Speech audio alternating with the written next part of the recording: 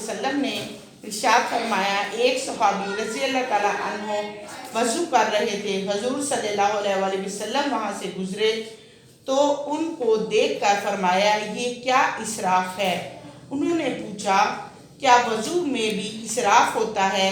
आप सल्लल्लाहु अलैहि वसल्लम ने फरमाया, हाँ बिल्कुल, अगरचा तुम जारी नहर से वज़ू करो। यानी जब हम वज़ू करते हैं तो थोड़ा सा पानी खोलना चाहिए, फुल नल नहीं खोलना चाहिए और थोड़े से पानी के साथ वज़ू करना चाहिए। थोड़ा थोड़ा ही पानी इस्तेमाल करना चाहिए। आप जब वज़ू करते हैं फुल टैप खोल देते हैं और पानी तो गुजरता रहता है, गिरता रहता है ना, तो वो इसराफ में नहीं आता है, ज़ाया होता है पानी। समझ रहे हैं? थोड़े से पानी के साथ वज़ू करते हैं, थोड़ा थोड़ा खुल रहा है। जितना आपके छोटे छोटे हाथ उसमें कुली भर जाती है, चुल्लू भर गया ना आपका, तो आपके वज़ू हो सकता है। छोटे हाथों में पानी की थोड़ी ज़रूरत है, लेकिन आप फुल वॉल्यूम में पानी खोलते हैं, ये गलत बात है। ठीक है, इसको कहते हैं पानी का ज़ाया होना।